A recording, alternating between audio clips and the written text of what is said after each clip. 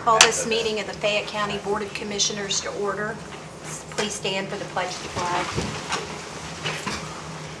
Pledge of allegiance to the flag of the United States of America and to the republic for which it stands, one nation, under God, indivisible, with liberty and justice for all. First order of business is to call for election of officers. Is there a nomination for Commissioner Board President? I nominate Barton Barker. I nominate Barton Barker. Is there a second? Second. All those in favor, signify by saying aye. Aye. Aye. Motion carried. Turn the meeting over to Bart, Okay. Vice Yeah, President. we need nominations for Vice President. I nominate Zane Bedore. Is there a second then? I'll second that. All in favor, signify by saying aye. Aye. Motion carried. Next item on the agenda is appointment of attorney. Do we have an appointment for county attorney? Mr. Bryan, I'd like to nominate Mr. Bryson. Okay. Is there a second to I'll that? second that. All in favor of Mr. Bryson being the county attorney, signify by saying aye. Aye. Opposed? Motion carried. The next item on the agenda is the department head appointments. You all have I did. Here, if you don't have yours. The department head appointments we have, do you want to just take these all at one time? Or do you want to take them all at one time? Probably should, so everybody knows who's in charge of what. Okay, well, the highway department, Jay Havlin, animal shelter, and Hawker Smith, emergency management, Adrian Ellis, facility maintenance, Bill Gray, jail cook, Judy Dickey, area plan commissioner, Bill McDaniel, E911, Terry Bennett, veteran service officer, Bobby Smith. Those are all annual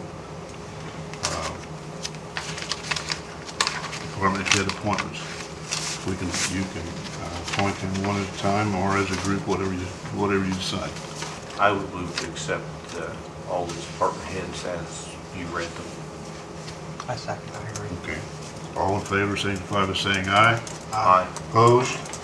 The department heads are reappointed for an annual, for 1 year. We have a 4-year appointment that's due. The county health officer, Dr. Wayne White, has been. Do we have a nomination for appointment for health officer? So moved for Dr. White. Yeah. I second. Moving second, appoint Dr. White to 4-year term county health officer. All those in favor signify by saying aye. Aye. Aye. Opposed? Motion carried.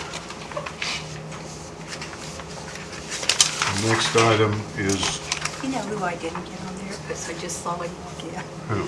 Was Ben. Do we need to do him as an annual appointment? Yes, I think we do. He should have been on Let's there. let's add him to the I list. need a nomination for appointment for IT director. Nominate Ben Houston. Okay. Second. Moving second for nominate Ben Houston for annual appointment for IT director. All those in favor signify by saying aye. Aye. Opposed? Motion carried. Sorry. The next item on the agenda is the minutes. As I'm the only commissioner that was here at the last meeting, I will affirm that those minutes are correct.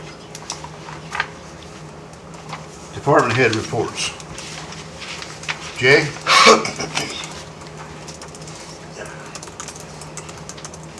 Good morning. Morning. Morning. As you know, we've been pushing a lot of stuff. It's been pretty busy, and we're out right now today trying to peel back all the intersections and everything like that. Any spots that got ice on them, we're salting them, trying to make everything safe for people out there. We've had a lot of calls on mailboxes that we've taken down, but the snow is taking them down. There's nothing we can do about that.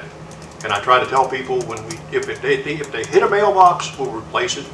But if the snow takes it, there's not too much we can do about it. But that's pretty much what we've been doing. We've had the new trucks out, and I've been impressed with the way they've been working. They actually do a real good job. Even the small one hasn't got stuck anywhere. It actually gets through the snow better than the old trucks are. So it looks like it's going to be a good buy having all 5 of them trucks in when we get them all. That's all I have. Well, I did want to say that as far as I can see, the boys done a real good job of getting these roads cleaned up. We've been pretty busy. Yeah. Well, thank you.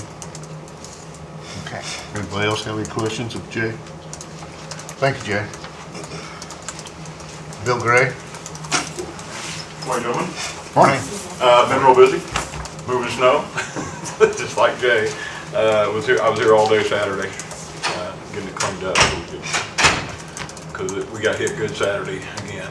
The only problem I had is that the heavy wet snow, the first one we got, that tractor just did not want to move it. It took me an hour to get from the garage to the ground to the courthouse, a little bit at a time.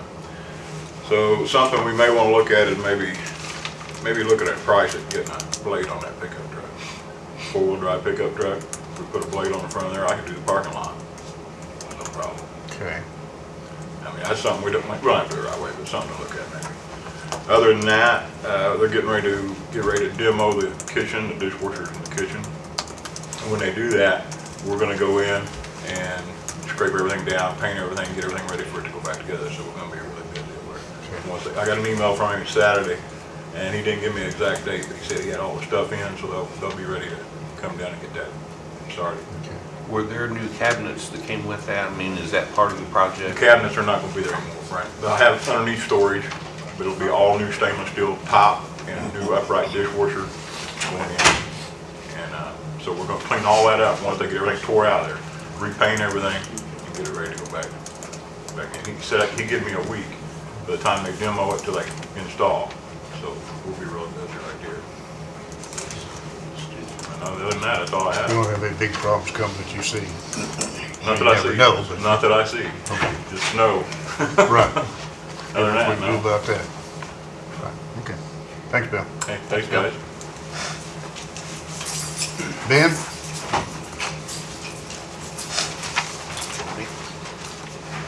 Got a recap of last year for you guys. I know as a new position, it's important to see if having in-house IT is worth the money. So what I've done on the first page is outline some of the major projects that we've completed this year for the county. With those 5 projects, we saved approximately $66,600 doing in-house work. So That's kind of impressive. that's, and I want to reiterate, that's just those 5 projects. That doesn't include all the day-to-day help desk things that I do throughout the day. So just those 5 projects. So in-house IT definitely does make sense money-wise. So on the second page are some of the projects that we need to look at this year. The probation file server has been on our list for a while. There's going to be no cost to the county. When we replaced the first file server back in April or May, I believe, we made it to where we could actually do what the probation server is doing on that server as well. So we're going to actually get rid of a server, but we need to migrate everything over to that new server, so there's going to be no cost there. We are looking at replacing some of the network infrastructure, both in the courthouse and in the annex and community corrections.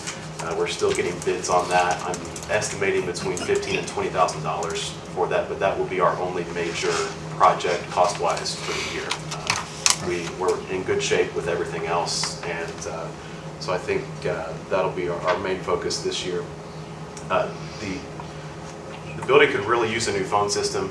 It's getting very hard to find phones and parts for the one that's in here now. We've been approached by Metronet, who is a local phone internet TV provider here in town. They have a hosted PBX solution that we've been discussing with them. There'd be no costs upfront to the county to go to that system. They provide the phones and all of the back-end equipment. And it would not increase our monthly costs that we pay currently to Frontier for our phones, we could switch to this MetroNet system, and we'd actually be saving about $100 a month. And we'd get a brand new phone system and have all the bells and whistles that you would expect from such a system. So we're still talking to them with that. Still need to firm up the numbers with them, but I think it's going to work out well if we can. Is this just for the courthouse, Ben? This would be for the courthouse annex and for community corrections. I would not include the jail. They're on a separate system. Okay. We still do need to replace some computers that are running Windows XP. We replaced 52 machines last year. That leaves us with approximately 38 that still need to be replaced before April of 2014, when Windows XP will no longer receive service from Microsoft. And we still need to look at getting everyone onto a current version of Microsoft Office. We still have offices using Office 2000, so we really need to get them up to date. We're working with Microsoft on what would be the best way to package a deal for us to be most cost effective. So, you guys have any questions? Thank you for saving that money. Not a problem. Yeah, you'll get back with us when you get this figured out. That phone system, I was wondering, it does sound like a right move for us. If we go with that system, the city's also going with it. We can actually tie the two systems together so that offices in the county get 4-digit extension, offices in the city. I've heard a lot of people get calls over at the city for county offices and vice versa. Right, people don't know which one to call. Yeah. And then so- you could just do a transfer rather than have to tell them to hang up and dial another Exactly. number. Yeah. Yeah. It'd be great. That would be pretty handy. It would have a professional auto attendant on it to where, I know with a lot of the cutbacks on personnel, answering phones is becoming more of an issue. We could actually set up auto attendants for every office that would direct the person to the proper office. So it's a very robust system, and for the price, you can't beat it. So we're still working with them on finalizing all those things. Okay. I will say, as an aside to the phone thing, since the paper published the article that came down from the DLGF that was just like a press release, I guess, we probably have taken, I'd say conservative estimate, at least 600 calls in the auditor's office. I know the treasurer's office has also gotten a lot of calls. Then we probably had people through the door, maybe, I'd probably say 300 people or more through the door checking on their homestead, thinking they were going to lose it or they had to refile it. So that was just, so if I could reiterate maybe for people, that's just for filing those pink forms, but that confirms that they do have their exemption, but it's been kind of bad at year end, and we're trying to get those things down. So anything that we can do that can make things a little bit easier, I'd be all for. Thank you. Thanks, man. Mr. Bryson, you've got any comments you need for us this time? No, I don't. I'd like to thank you guys for the appointment. And I hope it's a very successful and efficiently run year. Okay. We'll see if you feel that way at the end of the year. As council representative, Jim, you got anything you want to say? No, I'm here today. Okay. EDG, Pete?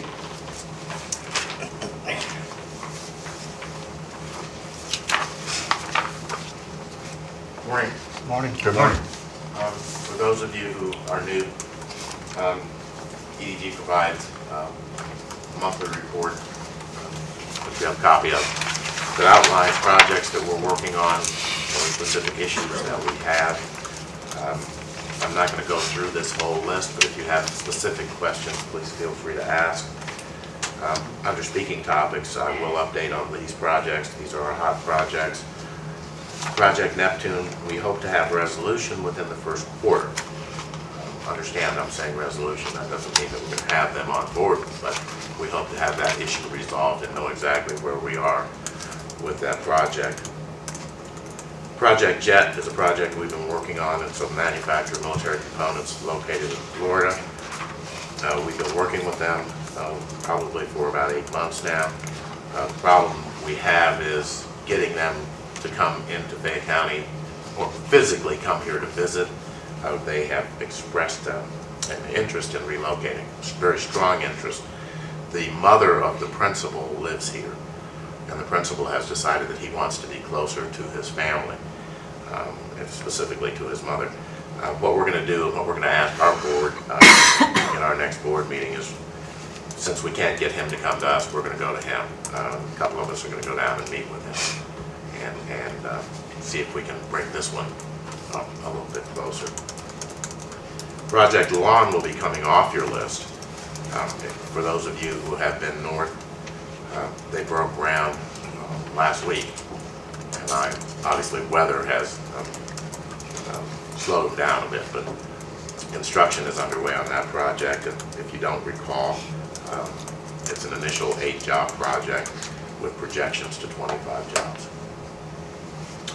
Project Flush, again, is a project that is located, currently operating in the Cincinnati area, in the midst of building some large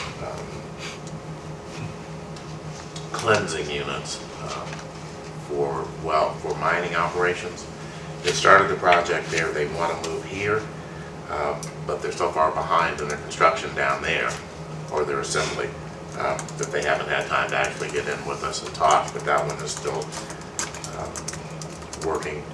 The EB5 project just continues to drag on. Pramco, I think that will come to resolution. And I don't know if you've spoken to Mr. Baker about that at all. You might want to talk to him about Pramco and kind of get up to speed on that. And Project R, which is the Kmart building, we continue to work with those folks. It's been a challenge. Martin's been somewhat involved in that, and it's been a challenge, but we continue to work on it. Are there any questions?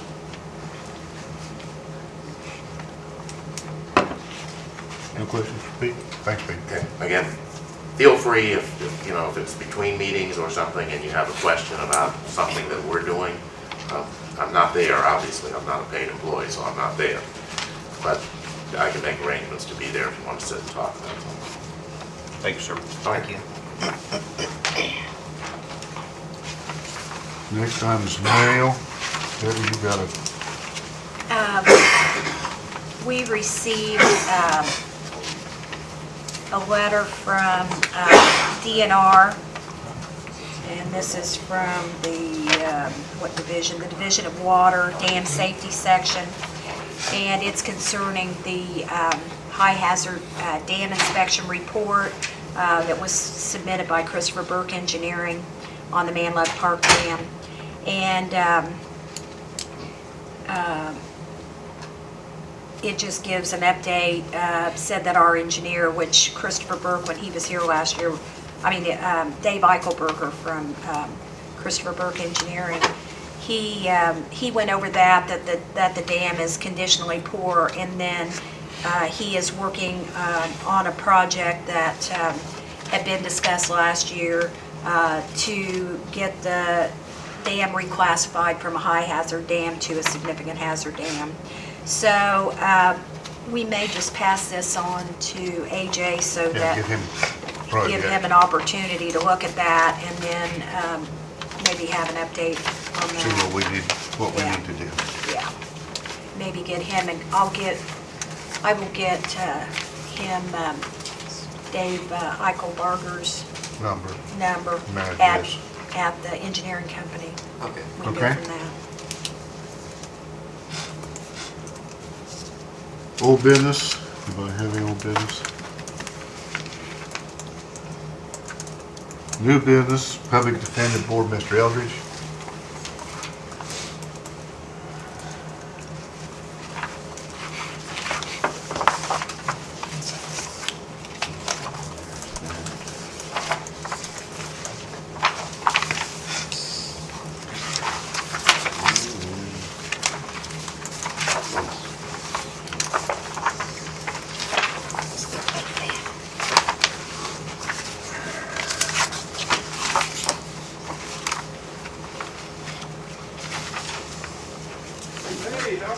I am Ralph Eldridge, and I'm the chairman of the Fayette County Public Defender Board.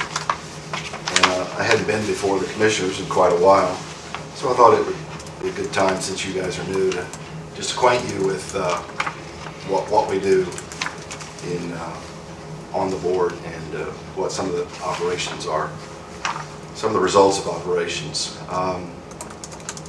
The public defender system is one of those systems that you guys get to pay for, but you really don't get to control much of it. It's one of those statutory things that's been given by the Supreme Court, not only of the United States, but also of Indiana. The Supreme Court of Indiana pretty much regulates the whole system. And there is an Indiana Public Defender Commission, which we report directly to. The public defender system in Fayette County was established, the current one was established in 1993 by then Judge Flum. And a program was created by the state of Indiana to reimburse 40% of eligible public defender expenditures. If you had a public defender board and, and a regular system by which public defenders were appointed. The initial system was an appointed council system. So everybody was appointed by the judges. And that went along just fine for a while, but in the early 2000s, the costs kind of got out of control. And so the council and the commissioners asked that we reconvene and try to come up with a better solution for not only providing the services, but then a system that would better control costs as well. And so that's the system that you have in front of you. In 2008, we established this new plan, which provided for a contracting system for most of the cases, and then an assigned counsel system for A, felonies, and for cases where there were conflicts of some type. And for the longest time now, the budget for this system for the attorneys has been $300,000. $200,000 has been allocated for contracted counsel, and $100,000 has been allocated for assigned counsel. And the system has worked very, very well. The comprehensive plan that you have in front of you was amended last quarter because the commission, the state commission, met and decided that assigned counsel needed to be raised, the minimum hourly rate needed to be raised from $60 to $70 an hour. And so we had to amend our plan. So it was just pretty perfunctory, really. I also, in the last 2 pages of this, I gave you a sample contract. So this is the contract that we use for each of the attorneys. There are currently 6 attorneys on the contract system.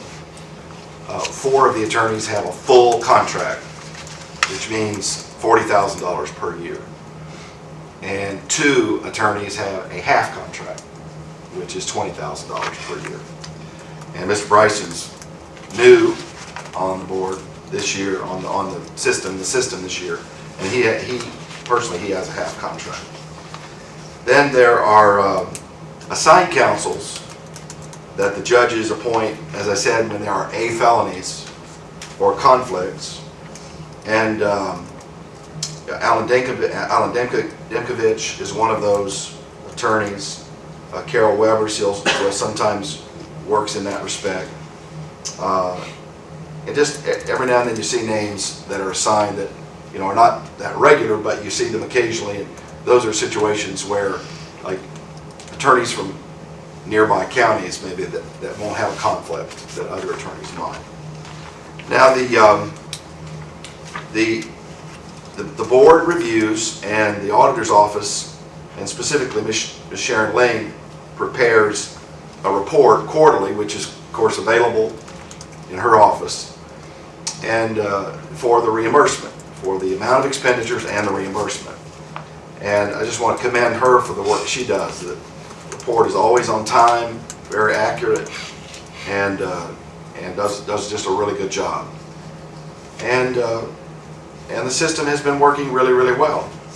Now what I'd like you to look at is these charts, because these charts represent the last 12, in some cases 12, in some cases 13 quarters of data. The first chart that you have is called total cost, net cost. Now remember, we have a total cost that the county initially has to pay, but then we get a reimbursement. Now, I don't know where that money goes, but it does come back to the county someplace. I don't know if it goes to the court. It gets reimbursed to county general because county general pays the cost. I mean, it doesn't matter to me, as long as we get it. It's fine with me. But the total cost, net cost, now some of these charts are inverted, which means, you know, they're upside down, because if it's up, it's good, if it's down, it's bad. And what I want you to look at is that from 2009, from the fourth quarter of 2009 till the third quarter of 2012, costs have been extremely steady and predictable and within budget. So this is one program that, because of the contract system, has stayed within budget.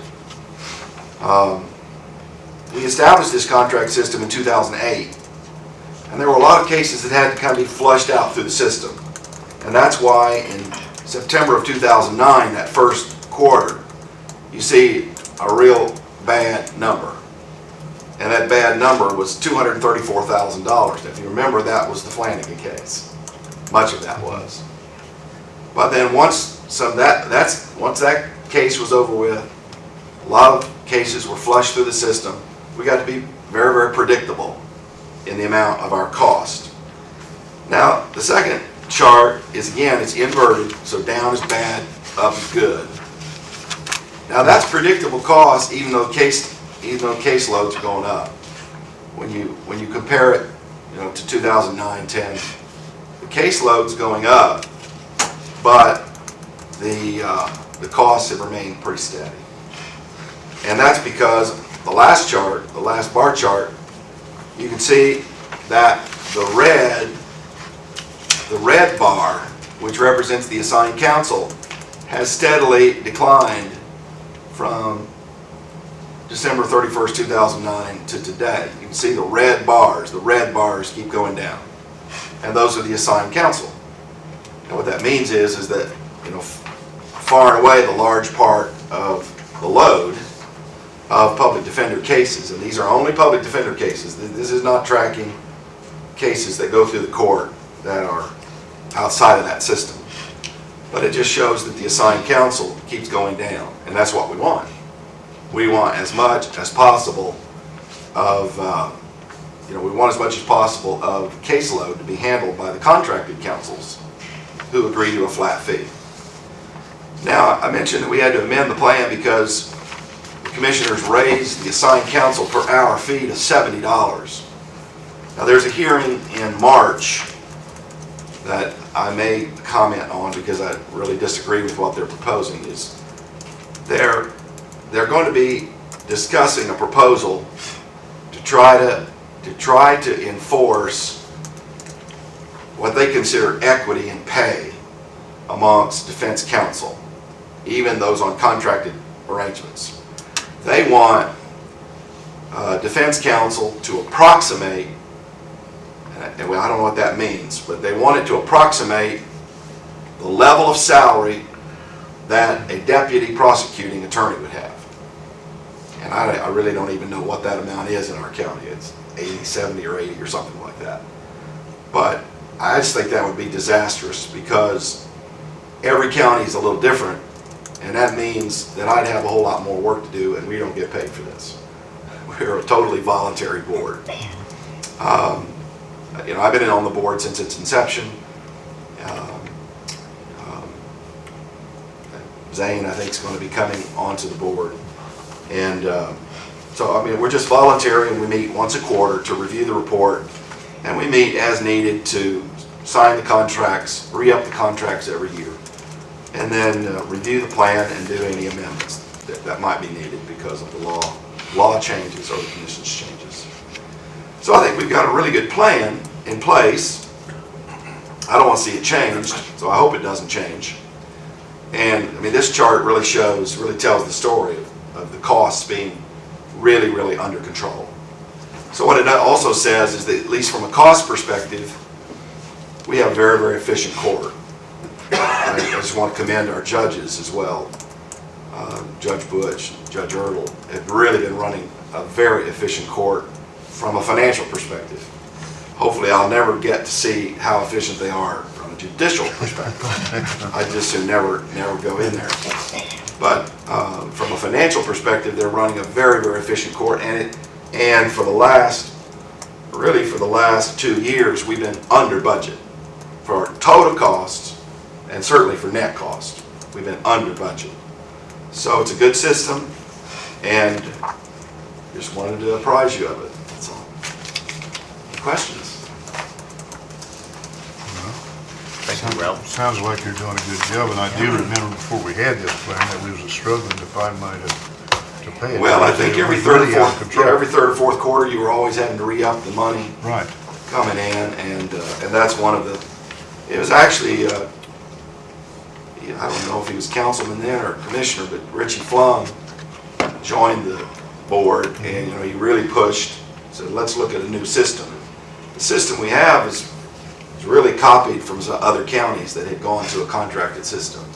So we just picked one and downloaded it, and looked at it and read it, and had some hearings and all that, and put it in place. So it it's is working working well. real good, sounds to me like, yeah. So the hearing in March, you think that, Well, we'll have a hearing as soon as the fourth quarter report Right. is done, and we just contact everybody and find out when we can meet. right, but the one you were talking about a little while ago, the one in March, that you said they wanted to do some changes? Oh, that hearing, yes. Yeah, do you think that that might be able to be stopped, or, I hope so.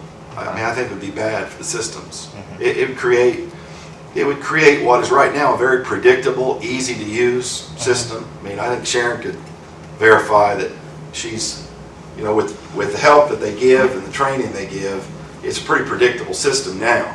It's pretty much like clockwork.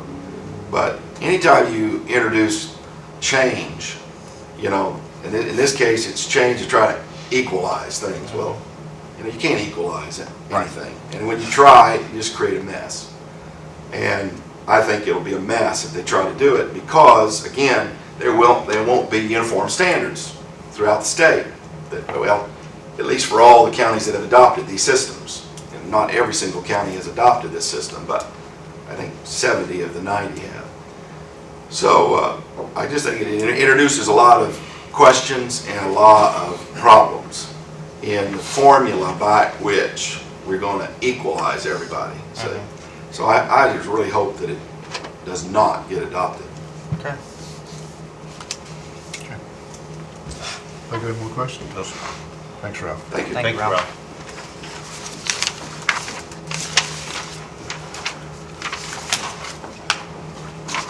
Health Department, Terry?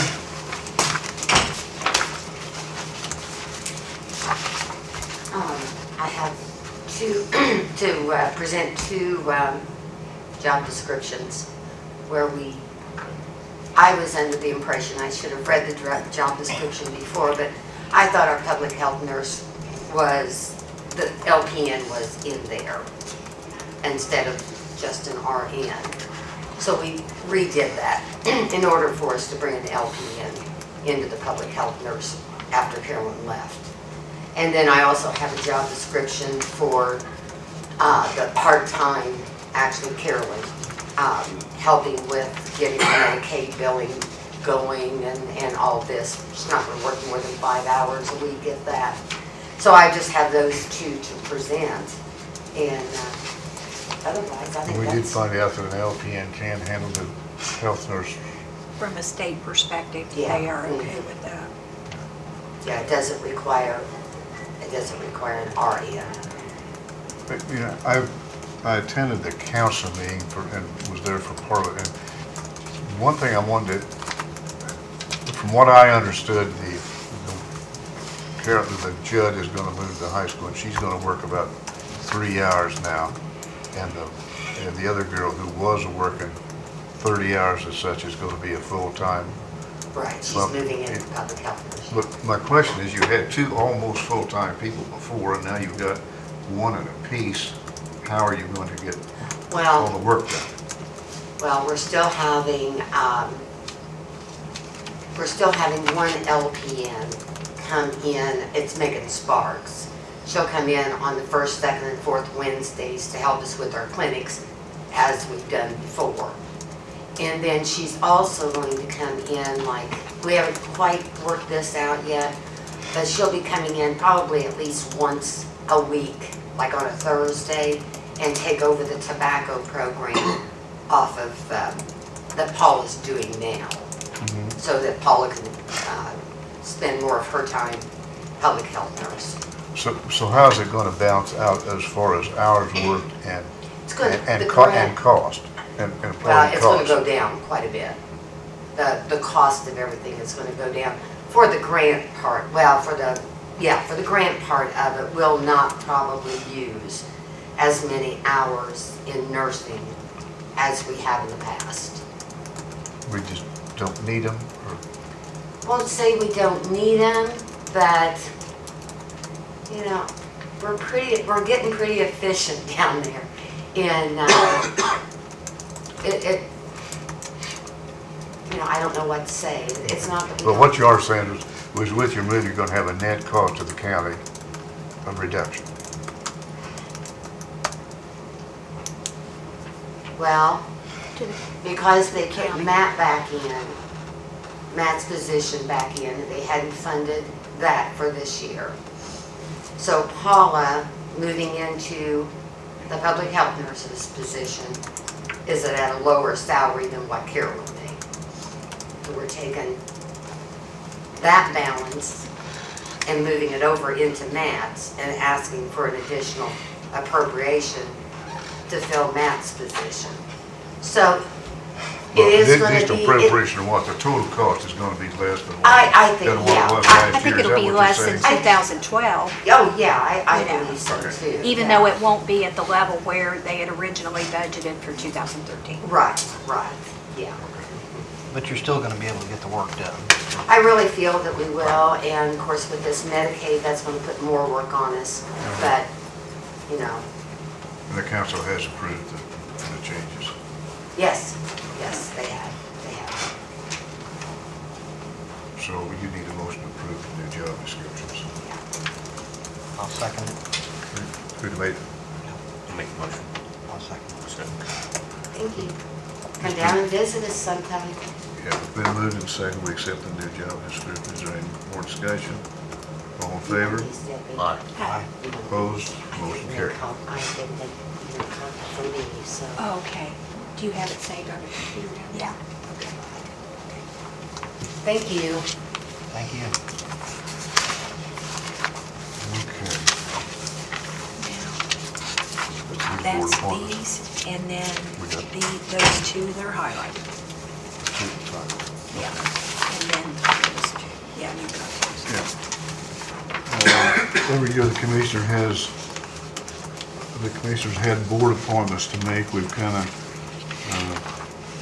sent this around, everybody decided which board they'd like to be on. I'll read these, and then if everybody's still agreeing, we can vote on making those appointments. Fayette County Council on Aging and Aged, Frank Jackson. Alcoholic Beverage Board, Zane Bedore. Economic Development Group, Barton Barker. Fayette County Extension, Zane Bedore. Fayette County 4-H Council, Zane Bedore. Community Development, Barton Barker. Fayette County 9/11 Advisory Board, Frank Jackson. Southeastern Indiana Private Industry Council, Barton Barker. Community Corrections Advisory Board, Frank Jackson. Fayette County First Aid Rate Review and Revision Board, Zane Bedore.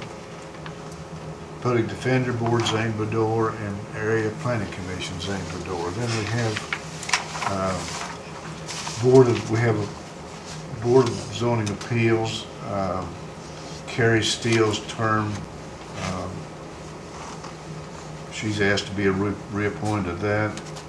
Fayette County Health Board, We have Jack Gillen going off, and Betty Tilking is wishing to take that position. So you can either vote on these individual or as a group if you. Mr. President, I make a motion to accept all the appointments as read. Is there a second to that? I'll second. Been moved and second to accept the appointments as I read them. All in favor signify by saying aye. Aye. Opposed? Motion carried.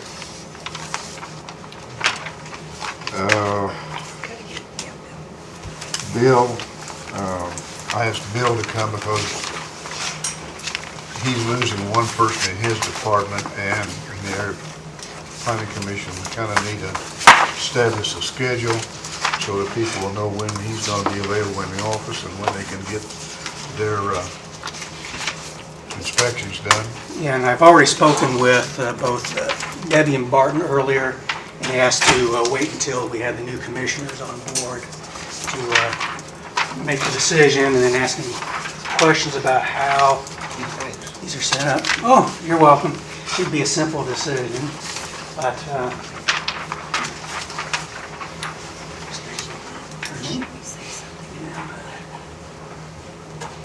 now, what we're proposing, what I propose, is that the reserve the mornings for the inspections, and then the actual hours that are specifically open to the public will be in the afternoons. And there's a couple primary reasons for the inspections in the morning. It provides us an additional half hour to do inspections in the morning. And when it comes to concrete work, most of the time we get the request in the morning so that they can pour in the afternoon. So those are two of the primary reasons. And then open to the public, so we have Wednesday, which is also the one long day we have. So this way we really want things consistent as far as when the contractors or homeowners are making the appointments for the inspections. And then when people are coming in the office, they know when someone really should be there, will be there. Other than occasionally vacations or classes, things like that. Is there times when inspection would have to be done in the afternoon for? There's liable to be times when there will, particularly as the primary ones we'll see them will be when we have weather moving in and someone really wants to get an outdoor inspection, concrete inspection before the weather comes in to try to beat the rain for get the concrete poured. You know, I think we ought to, we need this schedule, but we do need to make things convenient for the contract. I mean, if it needs to be done, we need to try and make some effort to do them. Absolutely. Because unfortunately, we lack the flexibility that we have had for the last 4 years, where we're able to do a lot of same-day inspections. And unfortunately, that's really isn't there. Well, we still should be able to do same-day inspections. As much as possible, depending upon how phone calls are coming in. Right. If people are calling in the day before and it's filling up, that way we can schedule. And when construction season gets going, it'll be less likely to be able to do same-day inspections. Do the schedule satisfy the other two commissioners? I don't see a problem with it. Not a, I don't. let's have a motion that we agree with this schedule, and because the courthouse does, commissioners do set the hours for the offices, as I understand it. So if we can have a motion to approve this and see how it works. If it doesn't work, change it. I have a motion to accept these hours. Second. For- I'm sorry. All in favor, signify by saying aye. Aye. Bill, that's your new schedule. Kind of let us know how you get along with it. If we have any problems, we'll see what we can do. Yeah, hopefully any of the negatives of it will become apparent prior to construction season, and that's usually about March or April. We see something pick up. Okay, thank you, Bill. All right. Thank you, sir. Okay, thank you. Before we go on, one other item, back when we made the appointments, I thought that it'd be a good idea, the first year when we make these appointments, to send out a copy of the job description to all these department heads, have them read them and sign them, but that they do understand what that job description is. Just as a refresher, of course, and if there is any problems, then we know about it then instead of before a problem arises. If I have no objection from the other two, well, we'll just have Debbie sign them out. Makes sense. Makes sense, yeah. Okay. If Debbie should do that, and then have everybody sign them. Mr. President, Martin, I think the sheriff wants to speak. Who does? Sure. Billy? He's hiding. I just wanted to take a minute and welcome you guys aboard. Buy a planner if you need one. Thank you, Billy. Thanks, Bill. You're welcome. You need one? You got one? Okay, all right. Thank you. Everybody's got my cell phone number, I know. I think we've exchanged numbers, so. I've had your number for a long I time. know you have, I know you have. I need to give probably your information, so, because we're gonna be doing a lot of work, I think. So if you guys need anything, don't hesitate to call, and I'll do the same for you guys. Thank you. So, all right. Guys, have a Okay. good day. Patrons' concerns? Anybody got anything they want to say? Just about run out of patrons. Yeah, Sharon, you got anything you want to say? Oh. Approval of the payroll. Do we have we need a motion to approve the payroll? If we do, I move to accept that. All right. Accept it. Second? I'll second. Been moved and seconded that we approve the payroll. All in favor, say aye. Aye. Opposed? Payroll's approved. Nothing else. I'll entertain a motion for adjournment. So moved. Second. Moved and seconded, we adjourn the meeting. All in favor, signify by saying aye. Aye. Motion carried. Meeting adjourned. Don't Thank you, leave, everybody. gotta sign.